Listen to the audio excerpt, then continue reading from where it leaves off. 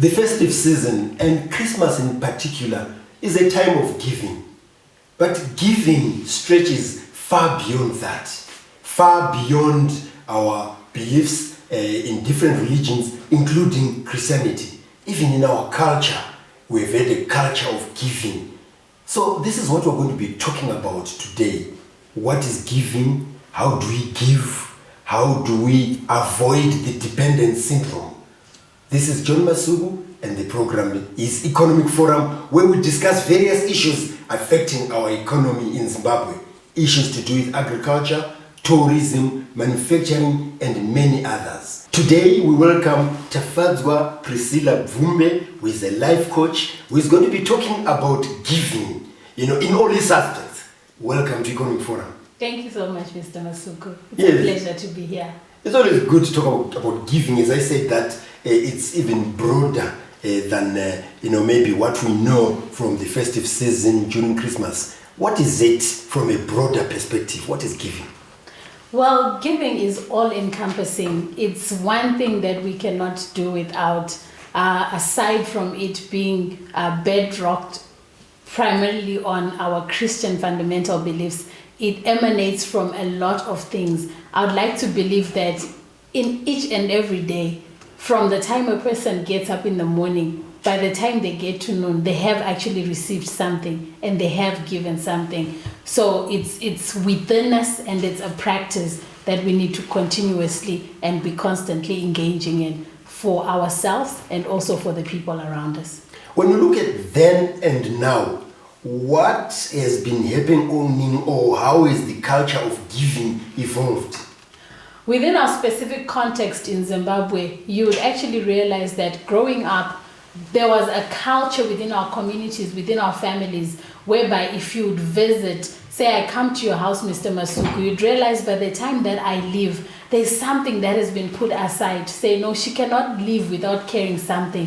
There has to be something that you go with. And mostly we have been brought up and we have been taught that when you're going into people's home, you do not just go empty-handed. You carry something, doesn't matter how small it is, but you go in carrying something. So we have in our culture a culture of giving. It's not a dependency syndrome, so to speak, but it's our way of life. And it's not something that we can wait for a specific season only to then start acting on it. It's something that we do on a day-to-day life. And Zimbabwe is acculturated with a giving spirit, and it's something that is highly commendable. Can we actually nurture a culture of giving among family members so that, as you rightly pointed out, that it doesn't end up being a dependence syndrome, where even children can learn from the adults? That in our home, each time we visited, as you gave an example, a mom would give so-and-so this, would give that, and they end up doing it in their own families. Correct, that's very true, Mr. Masuku. You'd actually realize that most of the things that we have learned are things that we have seen growing up. Coming from a family where your parents, your siblings are giving, it becomes natural to you to actually carry that sense even into adulthood of knowing that when you see someone in need, something in you kicks in and also wants to give, it wants to make a difference. So it's not just about you handing out something, but it's about the purpose behind it, which is to make a difference in someone else's life. And in giving, how about those who, when they are visited by misfortune, they will then go back to those gifts they are given by friends and relatives and say, you must be very careful. Don't just accept gifts from everybody. Look at what has happened to you. You cannot bear children. You cannot find a job and so forth. Those things also happen where people reflect on the kind of gifts that they are given.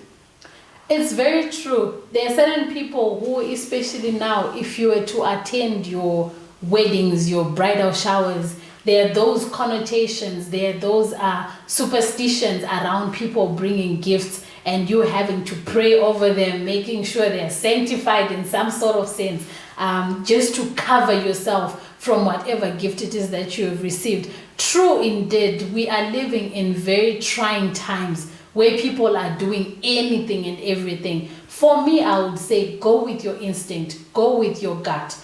If you cannot take it back, don't use it. Find someone else who you think might appreciate the same gift and you won't have to use it yourself. But I think it's a bad culture whereby someone comes well-meaning with a gift and you uprightly reject it. Well, that's Tafadzwa Priscilla Bvumbe, who is our guest today. Today we're talking about giving, and we've just said that giving goes beyond the festive season. Even in our culture, there was some form of giving, and in other cultures as well. So join us in the second segment of Economic Forum, where we are discussing the concept of giving.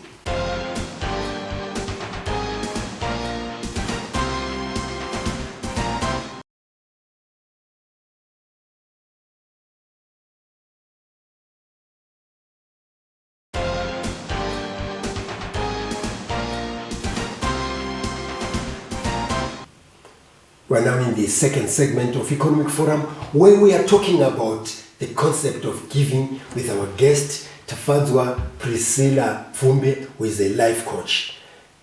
Priscilla, what is it that can be given, in its broadest sense, particularly in communities?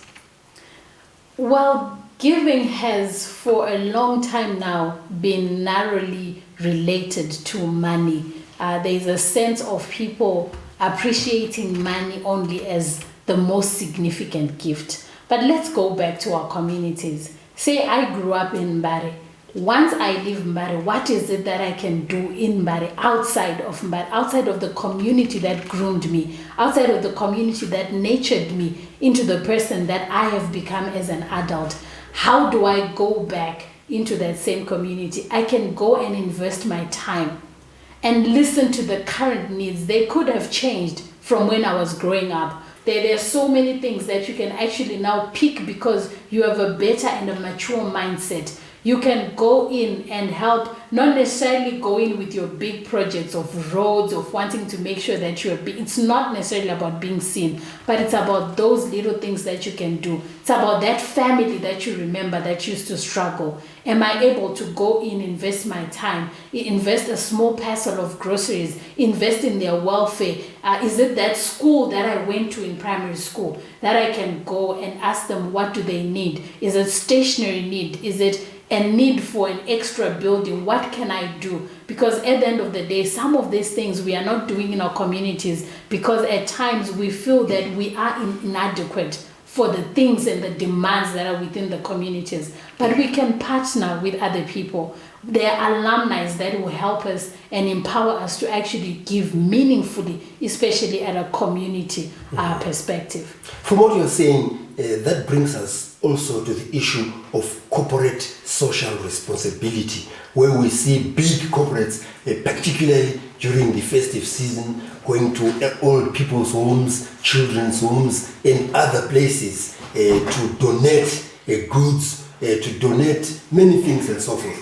Let's talk about the importance of corporate social responsibility. I would say that is very good, but not sustainable, Mr. Masuku. If we're going to wait for Christmas to go in our numbers and go and flood the orphanages, go and flood the children's home and the old people's homes, yes, we will be well-meaning as corporates. We commend them for that. But there are certain things that we need to be thinking through. What has been happening in those institutions from the beginning of the year? If we are all going to wait for the festive season to go in and to give, yes, let's give, but let's have a sustainable plan. In those places, there are children who are going to school. They don't go to schools with a packet of sugar. They need a proper school uniform. They need shoes. They need stationery. What are we doing as corporates from beginning of the year? Do we have a quarterly plan of giving? Do we have a biannual plan of giving? But there are those who already are working from January to December with projects. And what would be your advice? What should they look at in order to be sustainable, as you put it?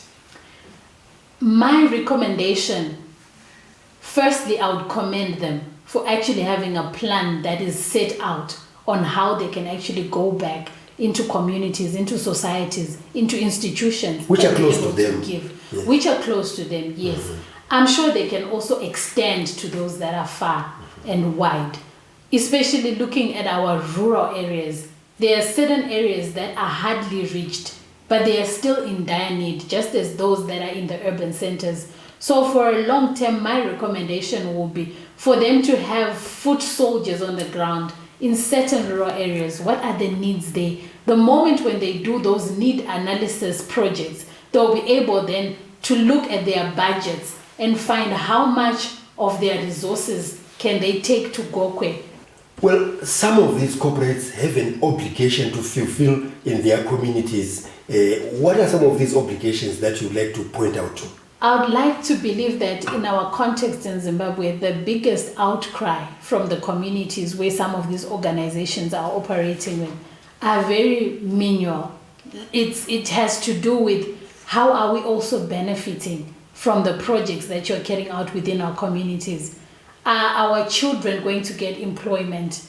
Are our parents going to have some form of sustenance? Are you going to help us with chicken rearing projects? Are you going to help us with gardening material? Because there are certain people who do not mind actually farming at small scale, but making sure that they're producing cash crops. But they probably don't have a wheelbarrow. They don't have ease of doing the things that they want to do within their communities. So I think from a corporate social responsibility perspective, those organizations can actually also go back and do a research into those communities. I think the best giving is when you give to the immediate needs. What is our community crying out for? Having got all this assistance through corporate social responsibilities, what is it that can be expected of the beneficiaries themselves so that they are also empowered and remain sustainable? What is important and what is imperative for every receiver is to understand that once you have received something, you also have a responsibility to grow it. Say, for example, there's an organization in a particular community that then decides we want to build a preschool, we want to build a primary school.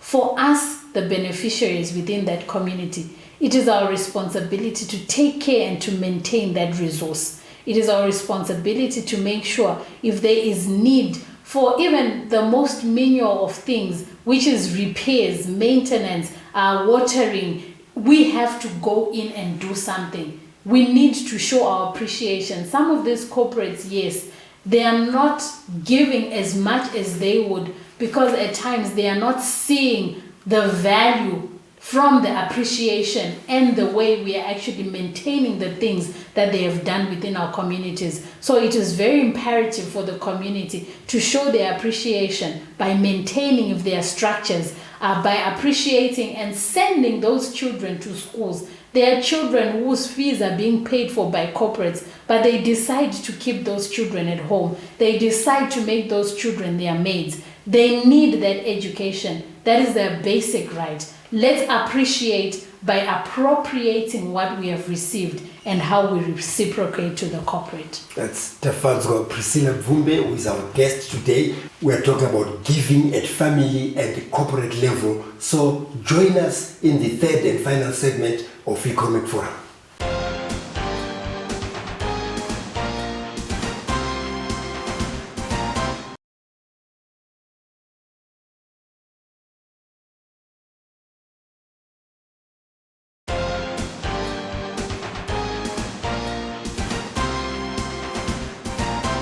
Today, we've been talking about giving, and we continue to do so, giving at individual, corporate level, and also looking at the benefits of giving and sustaining what has been given to beneficiaries so that those who give continue to give because they see the value of doing so. And our guest to discuss all that is Tafadzwa Priscilla Bvumbe, who is helping us to understand and unpack this very broad topic about giving. Now let's look at how collaborations and partnerships can be made in order to make giving meaningful.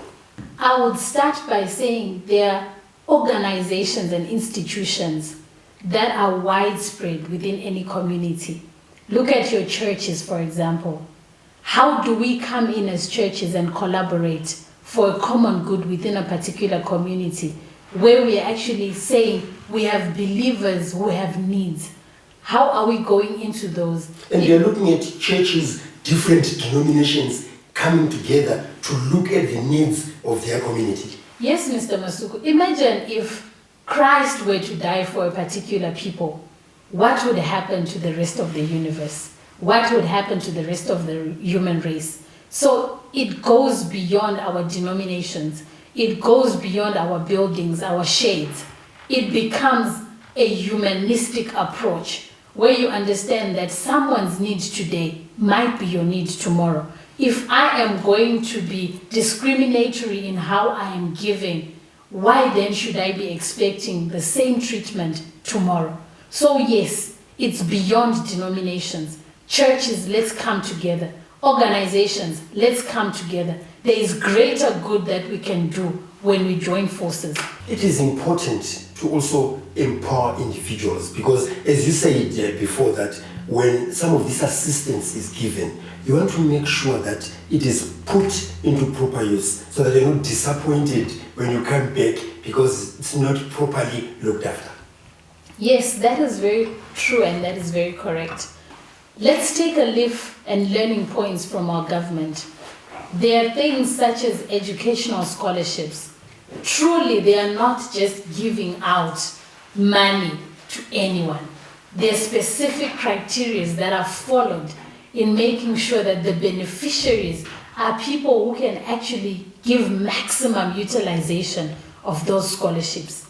Yes, when looking at individuals, there are people within our families, people within our communities, people within our institutions who we can see that they have a bright future, they have talents, they have gifts, there is something within them that is driving them to want to achieve greatness within themselves and outside of themselves. Those are the kind of criteria that we should also use. And then we can go in and empower people who we can see that they are responsive to our giving, not only because they feel they are in a wrong place, not only because they feel that they are disadvantaged, but let's give them also with an understanding to teach them not only to receive, to teach them that from how you have received, how are you also going to be able to pick up the next person? How are you going to empower them to also become better? Surely as you have received, there has to be something in you that you can give to pick the next person. We can employ certain criteria in how we give and empower individuals in our communities. And it is the same word that you put across to those who receive donations from donors or other partners, that there's a purpose why they get them. True. And I believe also that the missing link there at most is the mentorship aspect around our giving, especially when it comes to empowering individuals. Remember, we have said that giving is not only in monetary value, giving is in resources, it's in time, it's in space, it's in energy. So in empowering people through whatever means of giving that we can actually give to different individuals at different points in their lives, as we are empowering them, there should be a mentorship aspect around it that makes them appreciate the value of what they have received and see the need, once they have been empowered themselves, to go and perform the same deed to the next person who they believe can actually become greater than themselves. Indeed, appreciating the value of what you are given and also making it sustainable is very, very important. And this brings us to the point, in fact, you have mentioned quite a number of things that can be given, that they are beyond money. They can be services and other things. And one thing you keep on emphasizing is that we should avoid the dependence syndrome.